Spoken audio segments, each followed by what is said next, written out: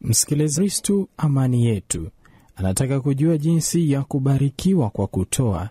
Je, kama anapata 50,000 kwa wiki, ili Mungu apendezwe na kile anachokitoa, je, anatakiwa kutoa shilingi ngapi? Sheria ya kutoka Agano la Kale inatuambia 1/10. Hivyo kama unapata shilingi 50,000, maana yake unatoa 1000 ngapi? 5,000. Unatoa 5,000. Na ukitoa hiyo, ila sio kwamba yote itakuwa unaitia zaka, hapana.